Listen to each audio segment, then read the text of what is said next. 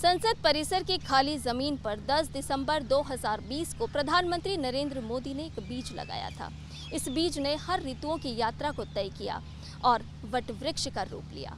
जी हाँ, हम बात कर रहे हैं संसद के नवनिर्मित उस भवन की जो अत्याधुनिक तकनीक से लैस है, साथ ही साथ एक भारत श्रेष्ठ भारत का उदाहरण भी है।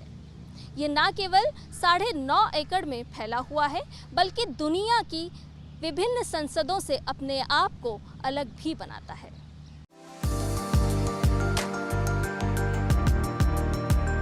संसद का नवनिर्मित भवन, जहां एक और भारत की गौरवशाली लोकतांत्रिक परंपराओं और संवैधानिक मूल्यों को और अधिक समृद्ध करने का कार्य करेगा, वहीं अत्याधुनिक सुविधाओं से युक्त इस भवन में सदस्यों को अपने कार्यों को और बेहतर तरीके से निष्पादित करने में भी सहायता मिलेगी। संसद में नए भवन के निर्माण की आवश्यकता एक लंबे समय से महसूस की जा रही थी। इसे देखते हुए लोकसभा और राज्यसभा दोनों सदनों ने 5 अगस्त 2019 को सरकार से संसद के नए भवन के निर्माण का आग्रह किया।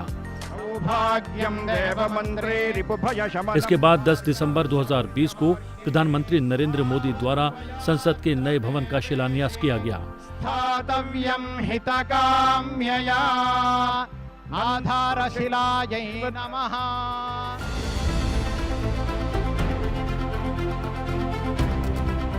28 मई 2023 को संसद के इस नए भवन को उद्घाटन के बाद राष्ट्र को समर्पित किया जा रहा है।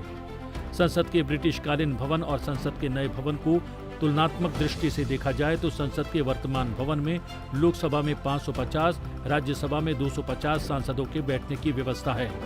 संसद के नवनिर्मित भवन में लोकसभा में 888, राज्यसभा में 384 सदस्यों की बैठने की व्यवस्था की गई है।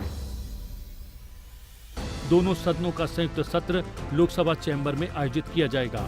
नए संसद भवन में सेंट्रल हॉल नहीं होगा, इसकी जगह कमेटी हॉल होगा। संसद के नए भवन में बेहतर खूबसूरत संविधान कक्ष भी बनाया गया है।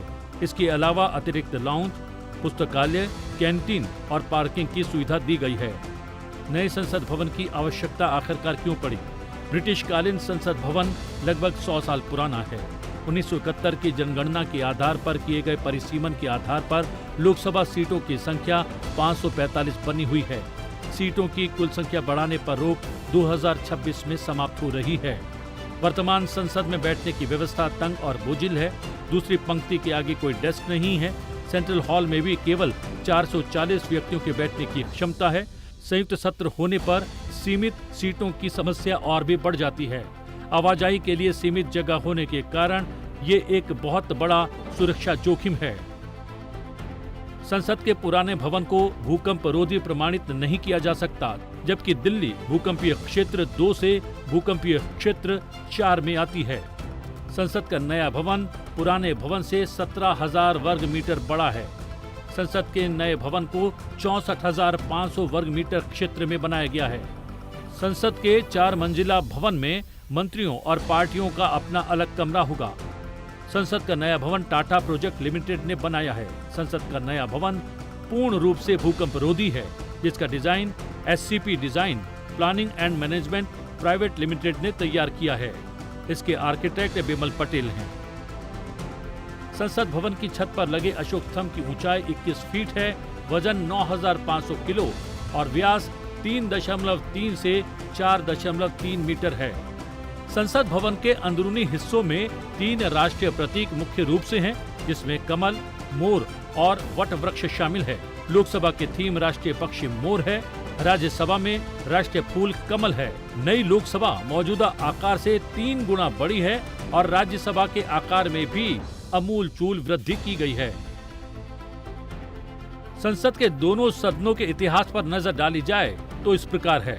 संसद के नए भवन का निर्माण 2020 से 2023 यानी 3 साल के भीतर किया गया, जबकि संसद के पुराने भवन का निर्माण 1921 से 1927 के बीच 6 साल के भीतर किया गया। संसद के नए भवन पर खर्च 1,200 करोड़ हुआ है, जबकि संसद का पुराना भवन 83 लाख में बनकर तैयार हो गया था। संसद के नए भवन का डिजाइन SCP डिजाइन्स ने तैयार किया है, जबकि पुराने संसद भवन को एडविन लुटियंस और हर्बर्ट मेकर ने डिजाइन किया था। संसद के नए भवन का उद्घाटन 28 मई 2023 को हो रहा है, जबकि संसद के पुराने भवन का उद्घाटन 18 जनवरी 1927 को हुआ था। संसद के नए भवन का उद्घाटन प्रधानमंत्री नरेंद्र मोदी के हाथों हो रहा है, जबकि संसद के पुराने भवन का उद्घाटन लॉर्ड इरविन ने किया था।